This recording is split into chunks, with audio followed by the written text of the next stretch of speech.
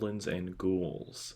Hi everyone, welcome back to a brand new video, and today we are going to be watching the first trailer for the 28 Years Later, The Bone Temple, which I still don't know how to feel about the first one. I think there's some interesting things in there. As I said in my review of it, it is a big swing, but ultimately for me it was just a pretty big miss as well. There are parts of it that I do like. Some of them actually carrying over to this one, which I guess I'm just a little bit. I'm not spoiling the whole movie of the first one since it's relatively recent, but in this case, there's a lot of things that are in the first one that are not coming back for this one. The biggest headline is Danny Boyle is not directing this one. It is actually Nia DaCosta who directed Candyman, the one with Yahya Abdul-Mateen II, and I really liked that one. She also directed The Marvels, which, as well, even though I enjoy that movie, not her fault. And I think she's got a movie later this year with Tessa Thompson coming out. I don't remember the name of that, but she's got another movie coming out before this. But I'm not gonna lie. There's parts of this that make me think this is probably at least gonna be better than the first one. Most of the creatives behind the scenes are not a part of the Bone Temple. As I said, Nia DaCosta is directing. The only one that's sticking around, to my knowledge, is Alex Garland, who is writing this one and the last one, and the third in the trilogy. If that even happens, I'm not even sure if that's going to happen now. But a lot of the actors are staying on. The kid that was in the first one, which I did kind of like him. I didn't love the story, but I liked him as an actor, is coming back. Jack O'Connell, who popped up at the very end of this one, is one of the main characters in this one. Not saying who he's playing because they're probably going to show him here, and I'm not going to spoil that element of it. And as well as Ralph Fiennes, who probably was my favorite aspect of the movie. But other than that, I don't really know what to... I don't know what to expect from this one. I think on top of that, this wasn't filmed on on iPhones, so very, very different vibe, apparently. At least visually, maybe. But we're not going to waste any time. Oh, also, as a note, Hildur Guðnadóttir is actually doing the music for this movie, and I think that is really going to help this, because I really love her score work. So we're not going to waste any time. Is this looped? Yes, it is. Let's watch this trailer. Trying to predict the future is a discouraging and hazardous occupation. In fact, Ooh. it may not even exist at all. Oh, what is this I cannot see? Oh, I am deaf. None can Oh, is he the main Many character things of we this take for one? granted will one day pass away completely. I open the door of heaven and hell. When that time comes, men will no longer communicate. Oh, there's the big one. Okay. We may have diseases Ooh. and barbarism. Okay, there's that cult. There's Jack O'Connell. The whole world will cease to make any sense. I open the door of heaven and hell. Look at the incredible changes Ooh. we've experienced and survived.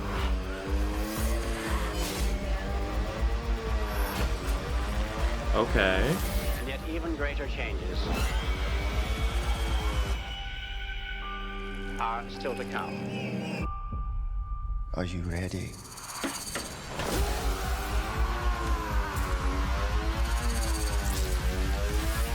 Oh.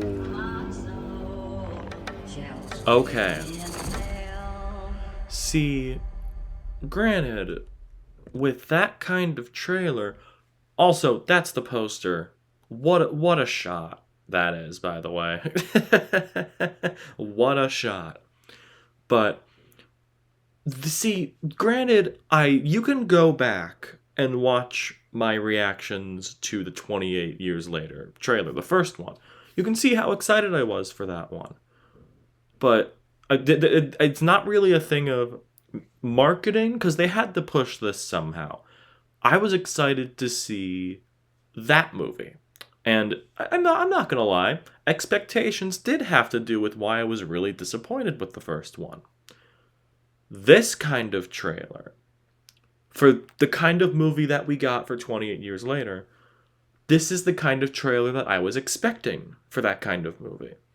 I mean, it was really selling, I mean, at least the first one was really selling it as this big action epic thing, which, granted, it's tough. 28 Years Later, the first one is a tough movie to crack for me. I still don't really like it. Who knows? Maybe this movie could really impact how I feel about the first movie, because technically this is the second movie in a trilogy. Full warning, and it's only coming out, in my opinion, because they filmed this at the same time. Although now we have almost an entirely different creative team for this one.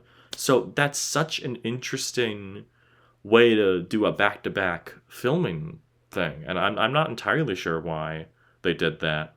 But in terms of this, I can't say that this was a better trailer than the original ones, but I still really like this. This feels very in line with the second, with the movie, with the last one. This feels like it's within the same line as within, like, this is, again, you can see why it's tough to talk about these things, because, again, I feel like I keep reiterating this over and over again now.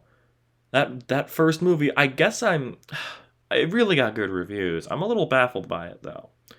But this movie very much feels like, well, a sequel, I guess. Damn, reaction stuff is hard.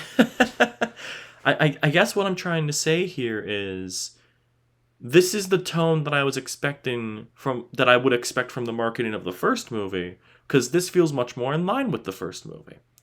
I wonder if to do that you had to do those kind of trailers to get, like, ticket sales. And granted, 28 Years Later did pretty well. The first one did. I mean, like, it wasn't like a record-breaking, like, box office run or anything, but it did well enough. But now, I still don't think it means it guaranteed the third movie, which they still have to film.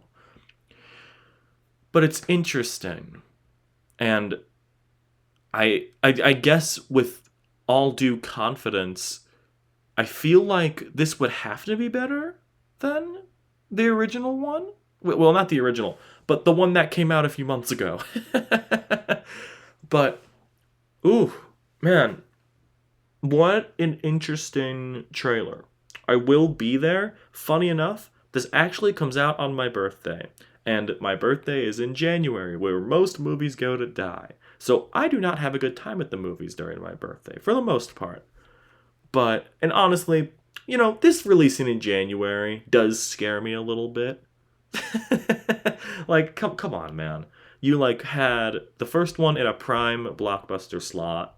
Just like, okay, like, it's going to make money. But now I'm interested to see what this is. Are we going to be getting more of, like, what we got in the first movie? Genuinely, like, really weird tone shifts. I still liked what the vibe was of the ending of that movie, which I hope this is kind of the vibe of it, because that was very controversial way to end it. But if we're going to get weird, if we're going to get dark, I hope it's with this. And granted, I think I would like the movie a lot more because of that. And also, I didn't see Aaron Taylor Johnson in there. I didn't think about that. Is he supposed to be in this one? I'm gonna pull that up real quick, because they kind of set him up to have, like, a decent character in this, although I didn't really love him in this. But I wonder if Aaron Taylor Johnson is supposed to be in this one. I'm gonna say I'm looking at the cast list now. Alfie Williams, Ray Fiennes, Jack O'Connell. Oh, Aaron Taylor Johnson. Okay, so he is in this one. That's good. So interesting that they wouldn't include him in the trailer for this, because he was all over the marketing for the first one. I don't know.